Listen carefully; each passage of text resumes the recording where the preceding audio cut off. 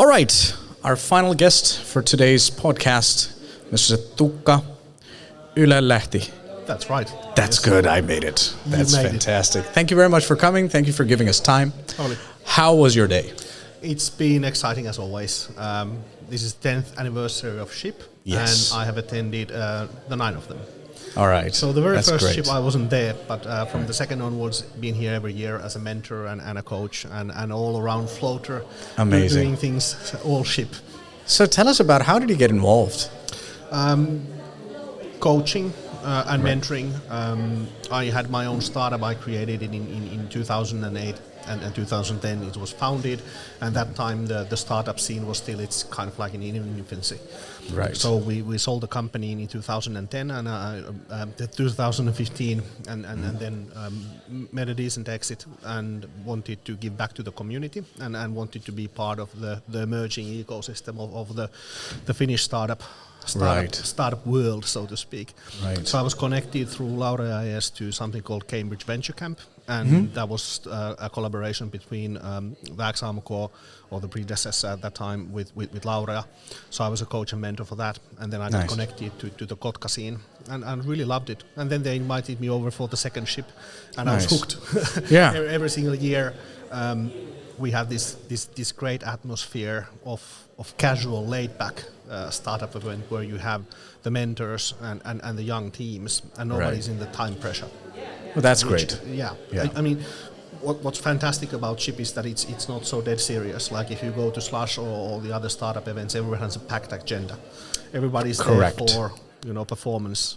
I have 5 minutes. I need to get that next meeting. I need to close that deal. I need to do X, Y, and Z.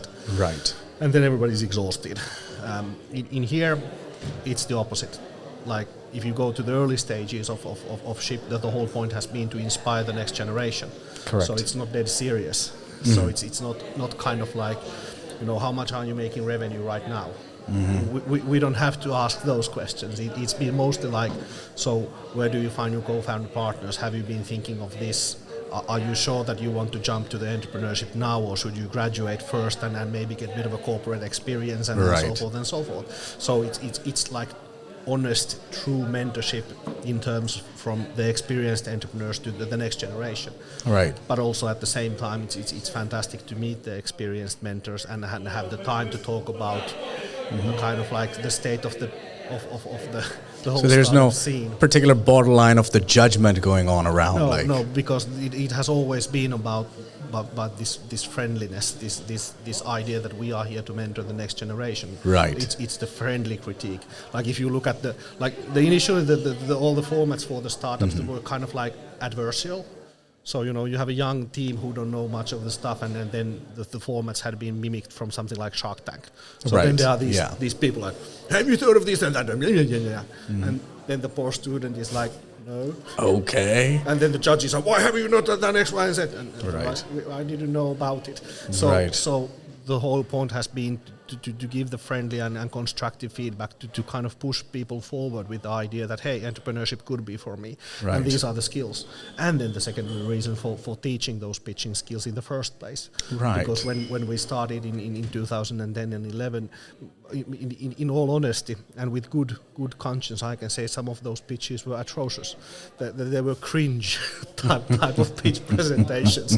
It's sometimes I compare and contrast this with the music industry. I had once chance to talk to one of the music industry promoters, and he said that in the 60s when you would see bands come to play, it was not sort of given that they know how to play. Right. But it was a short time only, like in a span of like maybe 5 to 7 years, you started to see that every single band was actually professional and they know how to play, and we are now here. Right. I mean, if you look at the quality of pitch presentation coming even from the juniors from Lukio, these Lukio pitch presentations would have swept the floor with the main stage presentations back in, let's say, 2011 or 12. But that's the part of evolution in any industry. It is about the ecosystem learning, and I think Correct. The idea that we have the SHIP pitch competition that helps the team to prepare for Slush and so on, it has this unique place in the ecosystem and its birth. So that's why it's always lovely to be here.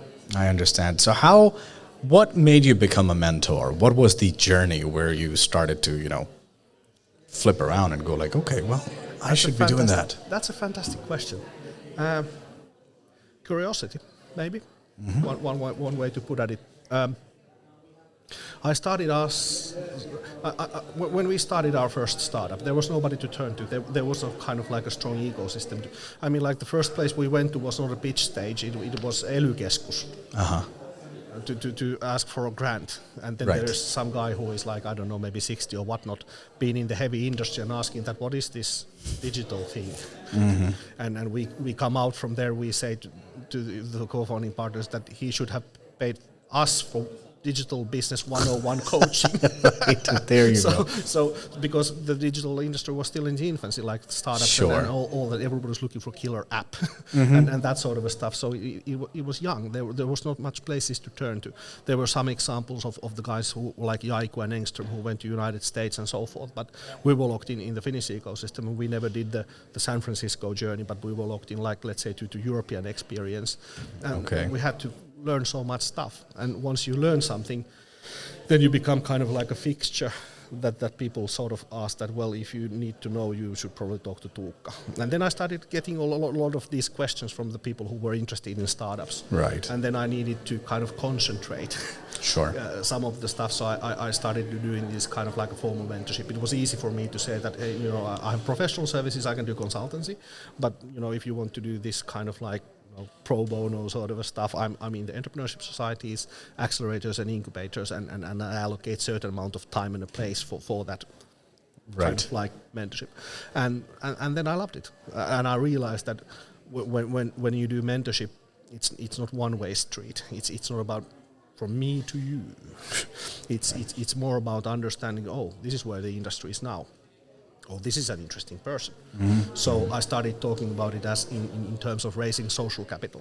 So every single time I talk to a new team or new founder, I learn something about what they are doing, but I'm also meeting a new person. Right. So I'm always thinking that, this guy is working on this one, an interesting theme. It actually connects in my vast network to certain other themes and things. And then oftentimes I find that these guys need to be connected, and these guys need to be connected. So it's part of also this kind of like a... So what you're trying to say is this, that not only just networking is important, which is the crucial point in anything that you do, any industry that you're in, but cross-networking is definitely very necessary as well. Yeah, and especially for the Finns, that's something that is underappreciated, underused. Right. So even if you look at the atmosphere here, I think 60-70% easily are international students. Right. The Finns are sort of, I don't know where staying behind. Yeah. So how would you push them and pull them out of that bubble? That's a good question. I think it has part to do with the culture, but it also has part to do with the scene. I mean, most of the Finns go the quite traditional route from the school to the corporate career and have a family and a job. Yeah. But then most of the kind of like international students and people who move into Finland, that path is not so readily available. So hence it means that we have an ecosystem full of really high quality talent looking for places and opportunities, and most of the time they realize that we need to create it ourselves. There is no sort of like a kind of heaven doesn't open you up a position in Finland. Right. Yeah. You have to create it. So that's what creates this vibrancy. And for me, because I've had an international career, this is one of the places I actually can go and do networking. Right. Because where else would you be networking than in these places? Wouldn't you agree that for Finns, not just Finns, but particularly for Finns, because if Finns are not taking the advantage of all what's going around, they're going to be left behind. Yeah, in a way. But in a way, the international interaction is the utmost important. It is, yeah. No matter what, because even if the international students are coming here, they have gotten out of their comfort zones in order to come here and try to spread their wings, right? Yeah. So networking, but getting out of your comfort zone in order to do that. And one thing that I'm lately being curious about is this kind of thought about import and export. So if you look at the Finnish companies, traditionally they are not very good at export. They're not very good at accessing other markets. Right. for one reason, we don't have necessarily the languages or cultural skills. So let's say if I would want to open up a market in Italy, I speak English. I speak English very well, but I'm not a kind of like a language and culture match for Italy. I can do export to UK or US. Right. But now that we have an influx of people all over the world, every single person you meet is from somewhere, knows the culture, knows the language. Why wouldn't that be an export opportunity?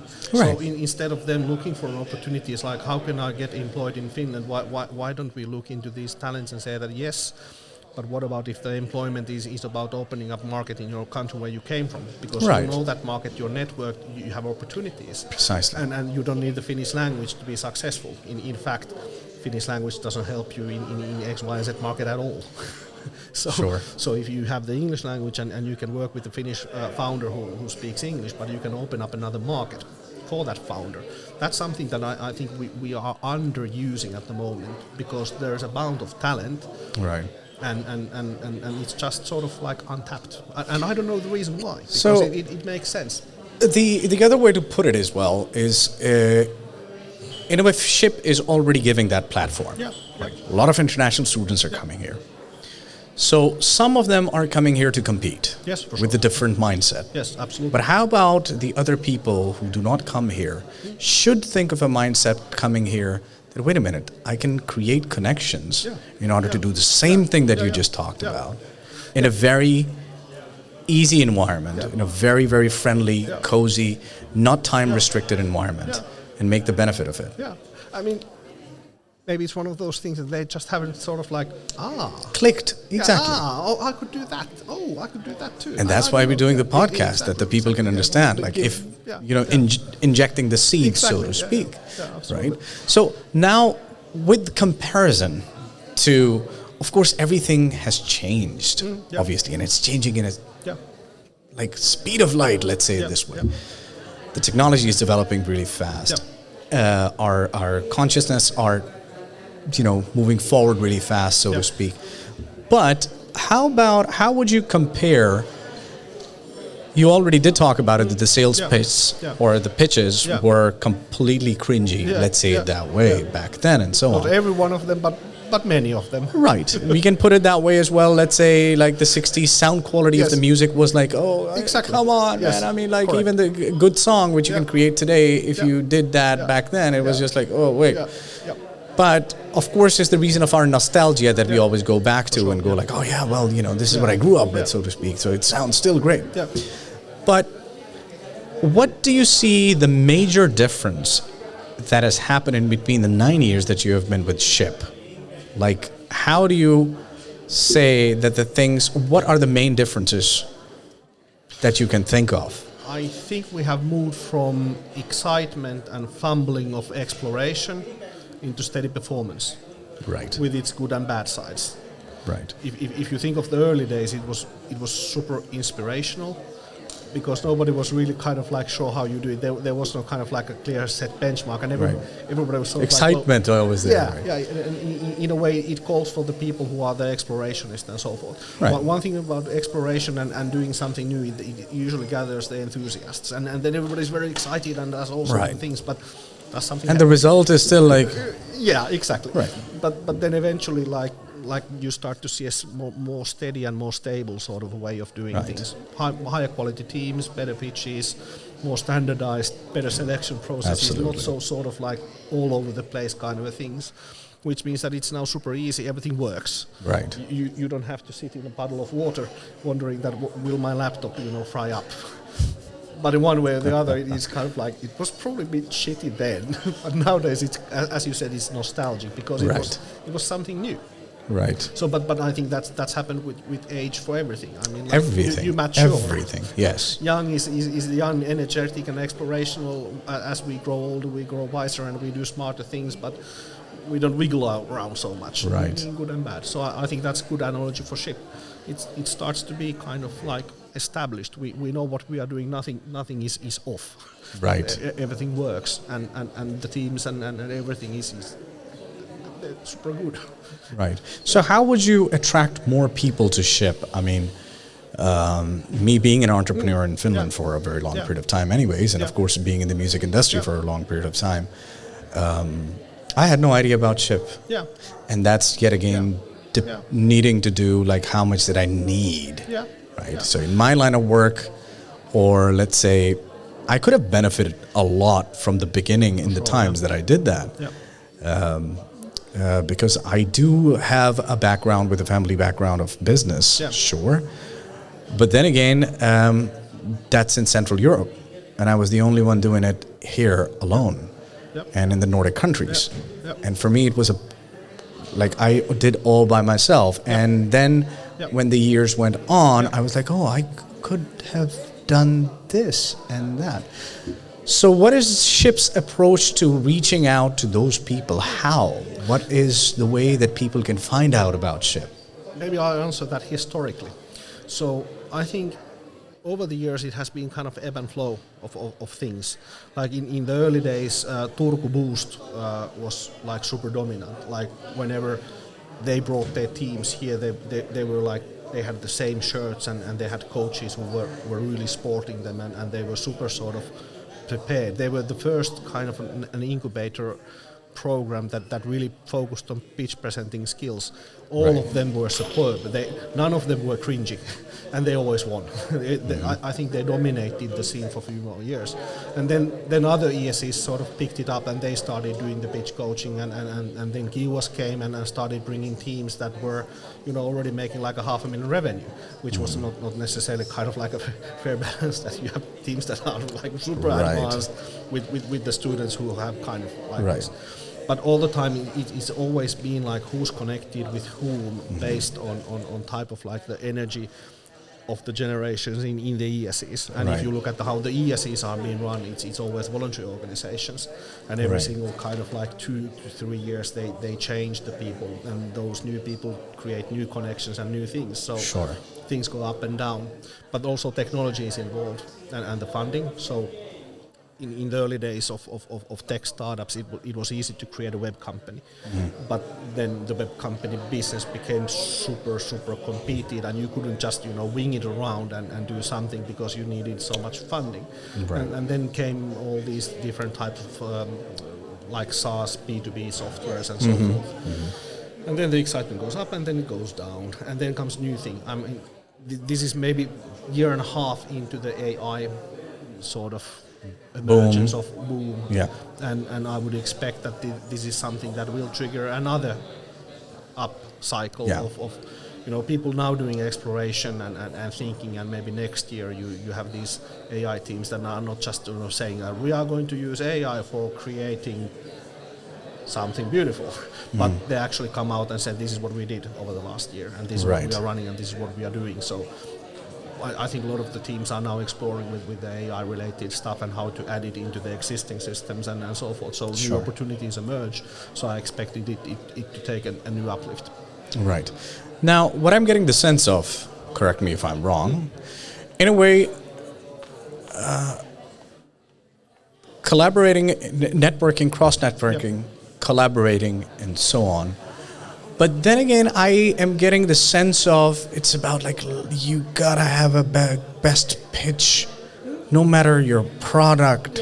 It's all about pitch. So at the end of the day, it doesn't really matter. Is that what you're saying? Yes and no. I mean, like it is a pitch competition. I mean, like, and then as an entrepreneur, you need to compete, and you need that's what creates the excitement.